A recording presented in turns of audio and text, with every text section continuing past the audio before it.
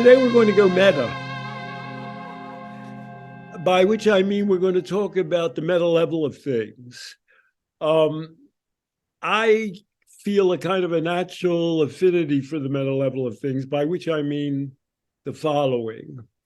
When I see somebody announce an opinion, or I see a debate or a disagreement or a discussion, I instantly go beyond the level of the objective statements in agreement or disagreement, and I think about where is that person coming from in terms of their cultural background, their personal history, and the outlook that those things have engendered. So we're in the meta era because we're facing more than people are always dealing at a meta level. People are always expressing opinions. People always feel, obviously, that their opinions are justified and their worldview is justified. It's sort of a basic aspect of human nature that they don't question that. But two issues, at least, have arisen to a horrible boiling point in our current worlds and our current lives. And one of these is something that we're very concerned about in the Life Process program, and Zach and I are, which is addiction. But let me just take a minute before I get to that to talk about the other issue that has reached meta boiling proportions, which is the Israeli invasion of Gaza and following upon the Gaza attack on Israel. It's reached a dramatic proportion that possibly nobody could have visualized. I expected it a little bit, which is it has torn the Democratic Party asunder. They're based primarily on age and minority and religious status, by which I mean this. Older Jewish people are coming out of a World War II era, the Holocaust, the Nazis, possibly having been brought up under anti-Semitic circumstances, where they are committed more than anything to the preservation of a Jewish identity. That's their all. And Israel stands for that for them. But a younger group of people, and those Jewish people are very often progressives. However, a younger group of Jewish people, but other progressives and other racial minorities have come out virtually on the complete opposite side in favor of the Palestinians. And when they see Israel bombing Palestine and innocent civilians, often young children, being killed with nowhere to turn to for hospital treatment, an absence of water and food, they have the gut reaction that they would have to seeing any oppressed minority being pilloried by a superpower. Those two schools of thought both fall within what is regarded as the Democratic Party.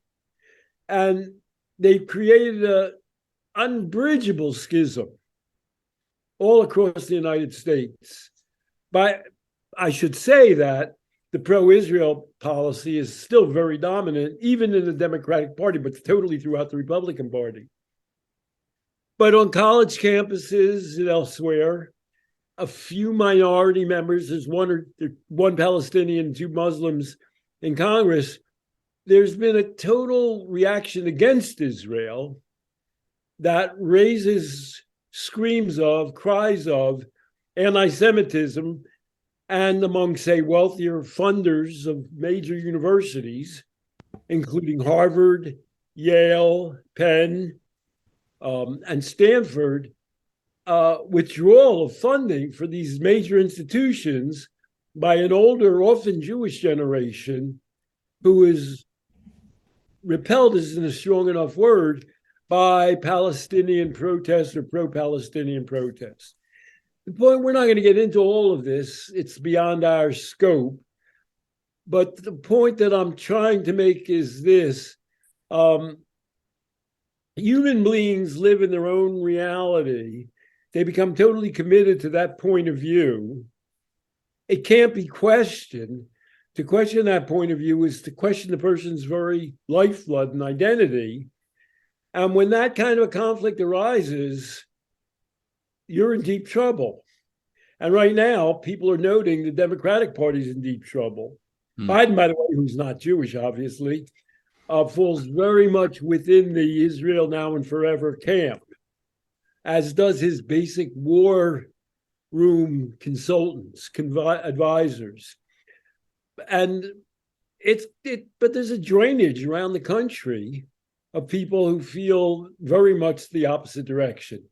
So let's put that all in one pot as one example of something which I call competing meta views of the world. Another thing we might say about it is your social reality, the world you see around you, because mostly all the people you know agree with you, is reality. And I'll just take 1 minute to say, I'm Mr. Meta. I'm Mr. Meta Man. Zach, have you ever noticed that about me? That I instantly go to the meta level. Have you seen that in my approach to things, by the way? Yeah, it's one way that you don't anchor me in, because we both have a tendency to do that, don't we? But yes, I've noticed that about you. By the way, let's add to that one big pot that you put everything in. That somewhere listening to this or watching this, hold on one sec. Let me adjust my volume. Somewhere listening to this or watching this is a man named Greg, or Haman, or a woman named Sally, or who is watching, listening to what you were saying, and thinking, where is he going to land here? Is he going to be a good guy at the end of this statement, or is he going to be a bad guy? I guess part of thinking at a meta level is not being too quick to take a moral stance on something, because you're putting the larger pieces together. Well, I'm not going to land too squarely on one side of this debate in regards to the Israeli situation. But what you're saying, people don't like meta people. Usually. Well, you're a popular guy. We're annoying. People don't like people saying, whatever you're saying, great, but you're coming from somewhere. Let's talk about that instead of Israel or Palestine or Democrats or Republicans. Being meta is not a popular place in life, but it's my natural resting place. So another giant meta issue, which is something that we focus on in Life Process Program and certainly in our podcasts, is addiction. And luckily, that's one that we can think at a meta level about, and then also very practically about, because we've thought about it a while. Yes, at a level of thinking about what addiction is has a major impact on how you deal with addiction in your own life and in wanting to help and how to help others. And we're in that space. The Life Process Program says, well, we don't, it's almost like we announce, it's on the website. We're not a disease model approach to addiction. And, we certainly can safely say, if that's the way you want to go, there's an awful lot of opportunities to do that. AA and the brain theory are being the main ones. And in a way, we're similar to the Israeli-Palestinian conflict in that the disease model dominates the landscape. There has always been a minority who espouse the alternative point of view.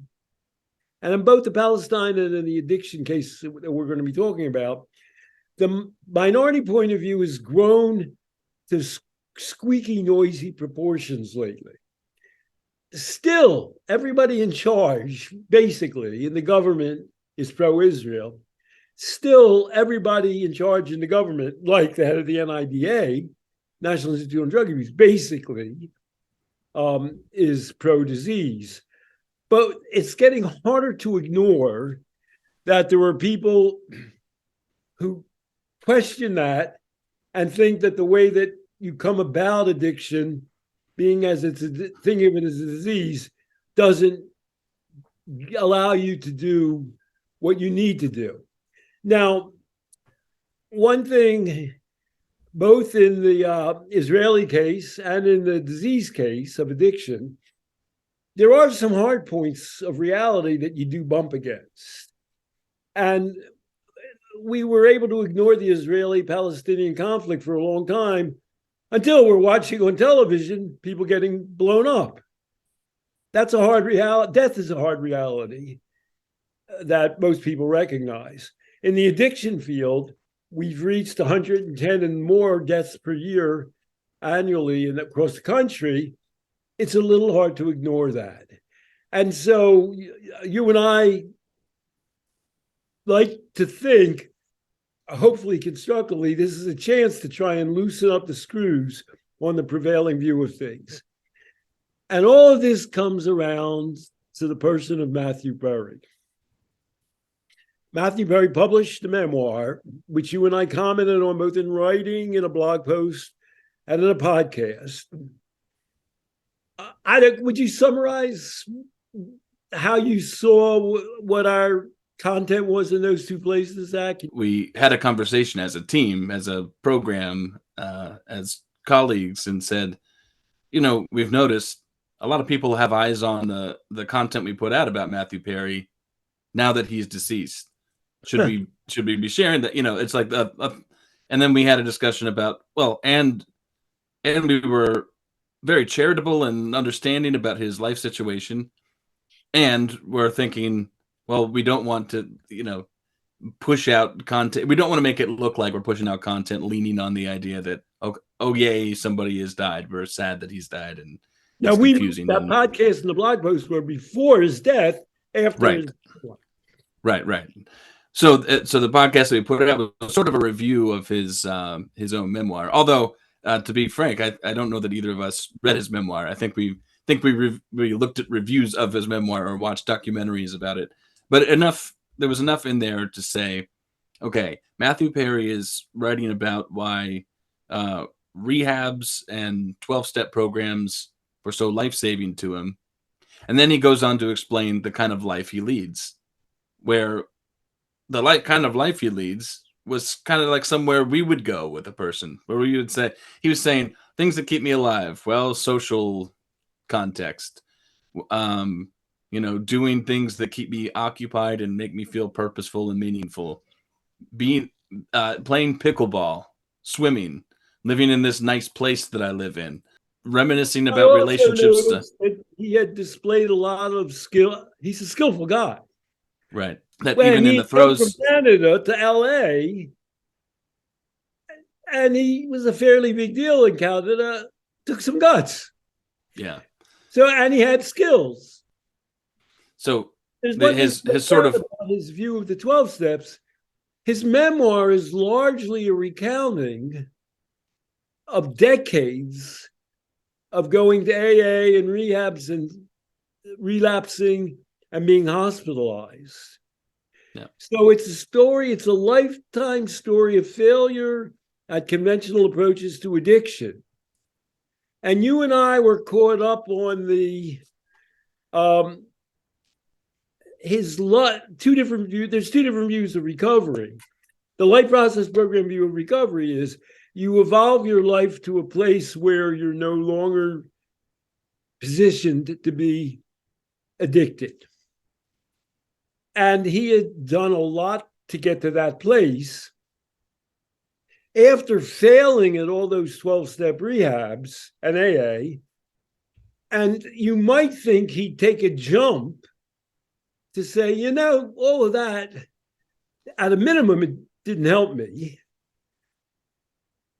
At a maximum, you and I would say it was bullshit. Anything you want to throw in that to add on to that?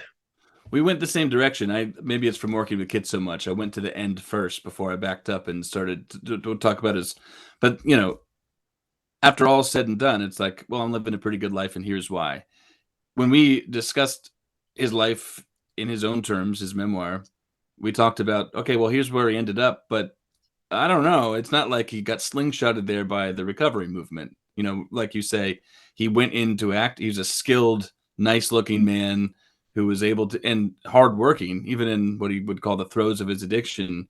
Had this work ethic that just completely eclipsed any of the issues for at least long enough to get the job done really well. So, right, he had all this going into it, and going into a life issue that he had with substances and alcohol and maybe relationships. And then he had a blip. It was really hard on him.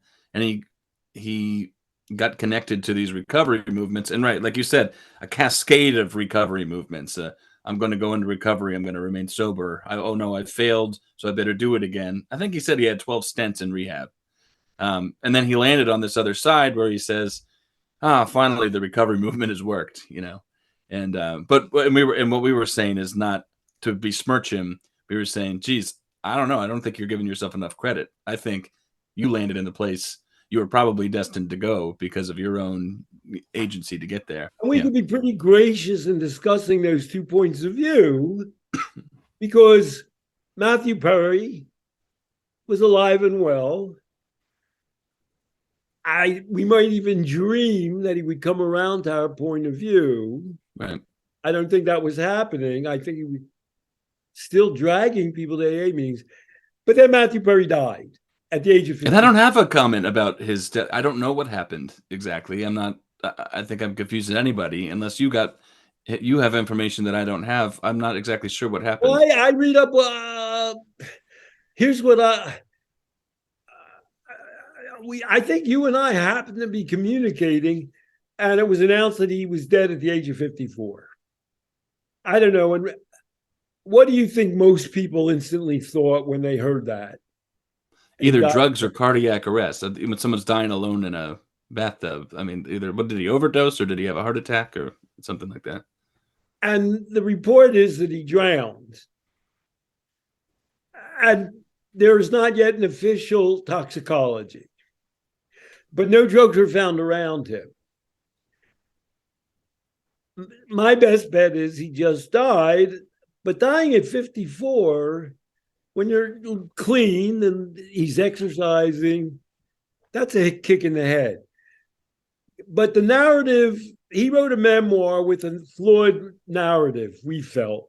His own self-description didn't accurately describe his actual life. Right. But he's not in charge of his narrative anymore. His narrative is over.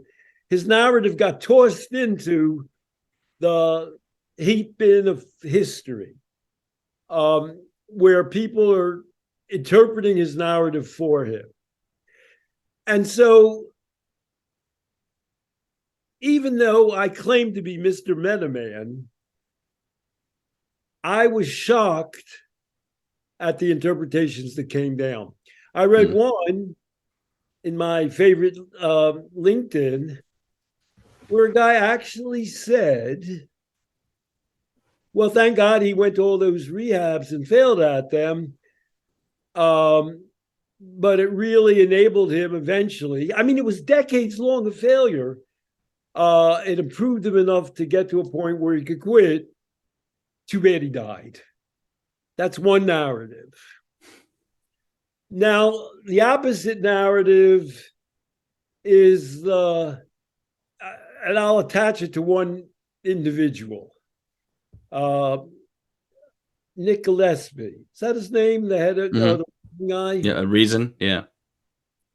And so Nick Gillespie's I don't know how much he writes anymore. He's a figure. He's one of the originators of Reason. He's a good-looking man. I mean, you follow him. I follow him like, he's so cool. I was watching. He just recently got engaged to his beautiful girlfriend for a long time. And where did he get engaged? He got engaged at Burning Man. He's not going to get engaged at some, restaurant in New York or at his mother's house. That's not how Nicholas Gillespie's going to do it. So Nicholas Gillespie wrote a blog post, and his interpretation or his explanation was, look, the guy died. That's because of all those crazy drug laws that made him an outlaw in using drugs. That's the libertarian. Do you have any reaction to that narrative of the life and death of we were talking about war before, and interesting, it comes into play again as an analogy. It just, when something like this happens, when there's a terrorist event, or there's a shooting, or somebody dies, or there's a war, I'm just immediately, I've trained myself to be completely skeptical of any narrative attached to it. I like your interpretation best. One way or another, he just died, and maybe there's not a reason that fits, a person's complete bias or political bent. Maybe a guy just died. Well, I'm going to turn to somebody who I don't normally look to as an opinion leader. His interpretation is the knee-jerk interpretation of a libertarian. The whole drug war, he's a victim. Yeah. But in a way, you and I would say, well, wait a second. He's accepting, Nick Gillespie's accepting. Do I have his name right? Am I? Yeah, I think that's right. Yeah. Oh, look, he took drugs. They killed him. His is almost disease version.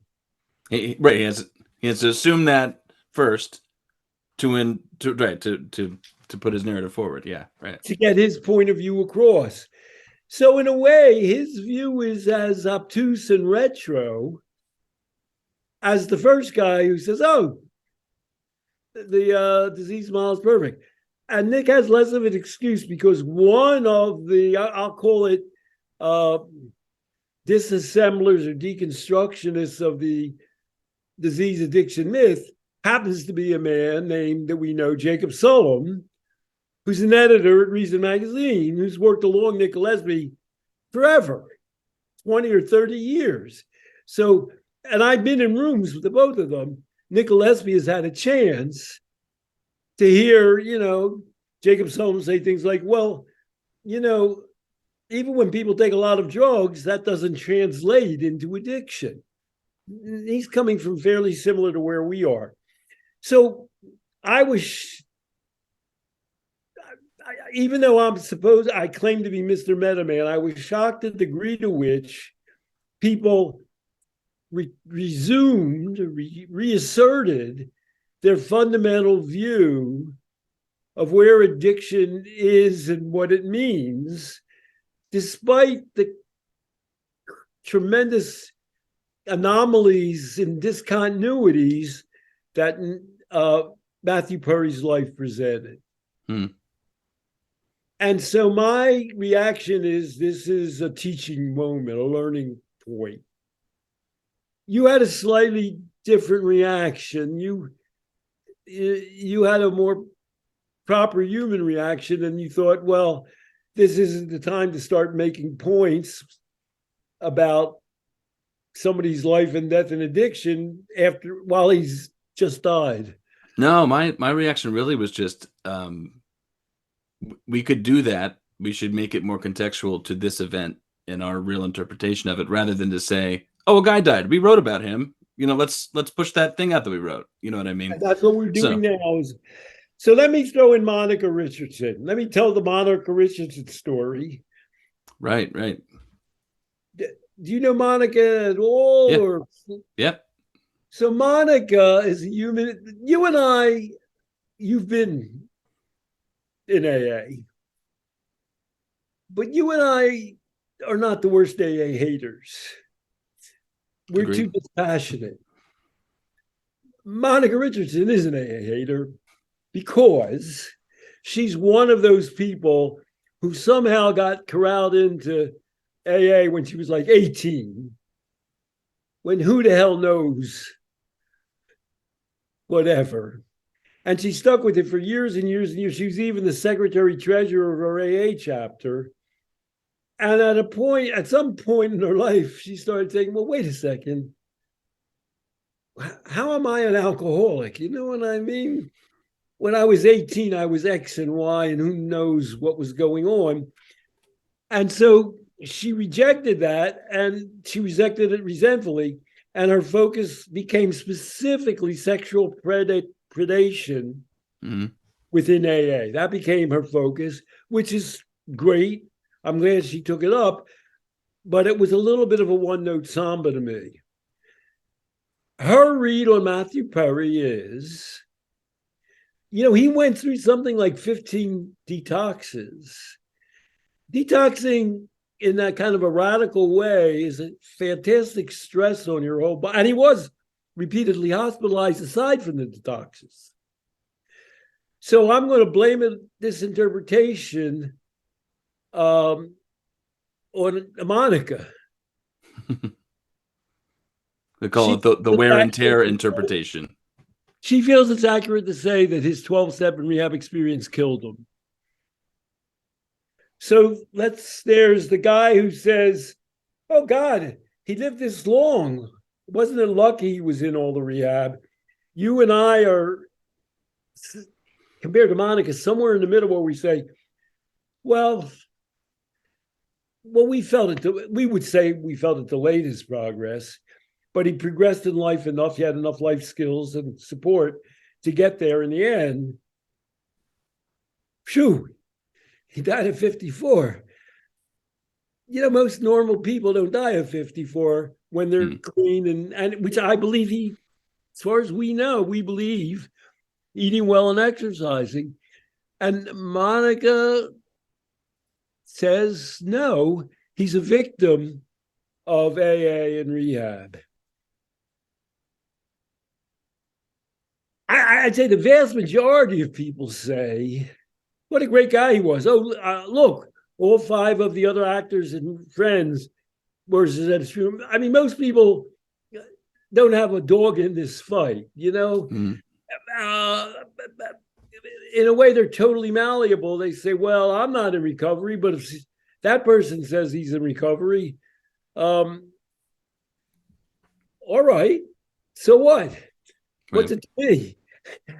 And it is now you and I are getting to the point where we stop being meta.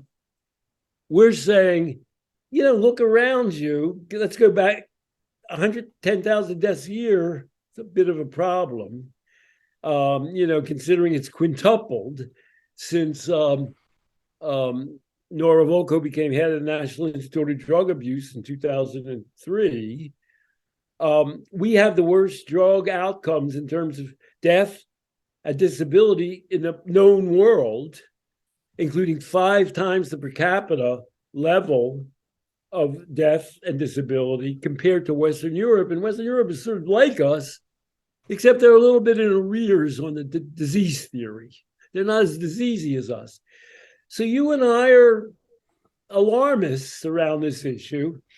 And forgive us, we're not totally willing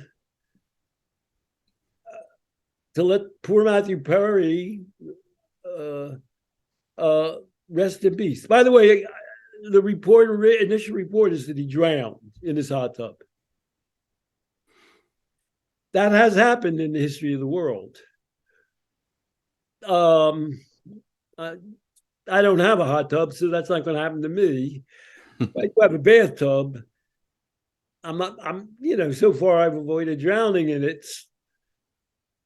Whether he had a heart attack, whether some people would claim, despite the absence of any drugs or alcohol around him, that it was drug induced. The toxicology will be out in a couple of weeks. But you and I can't rest, I think, without saying the meta theories that are being put out there are wrong. They're not helpful. They didn't help him. Monica Richardson says they killed him. We're saying we need to come away with a different meta view of addiction. you could live in, if you want to get meta, you could live in a multiverse where if you need a face for your pet project, you could use Matthew Perry's. We're saying that's not nice, but if you need to, I mean, it's all possible. Just to give credence to everybody who has a concern. Yeah, okay, yes, drug laws, and if it's possible that drug laws were something that created an end of life for him, well, that's just saying that that's possible. Monica Richardson was saying that he had so much wear and tear from his years of the recovery stints that they could have been eliminated if he just stayed focused in life. So that's what killed him. Okay, well, we don't know that, but we could say that's a possibility for a human being. So it's those things are useful to the extent that they're people are articulating their points of view. And so, like you say, we're just saying, okay, the information we have is that here's a guy who had skills in life, something to live for. People liked him, and that he went down a road of believing about himself that he needed some outside force to help him in his life. And when he got towards the end of his life, he seemed to be doing okay. He seemed to be, he had friends, he had family, he ate well, he exercised, he had purpose. He was doing all right. What he left lingering behind him was was what you hit on. He still left part of his own life story to an outside agent or kind of meta force. And now he's died. And I think you said earlier, he doesn't have control of his own life story.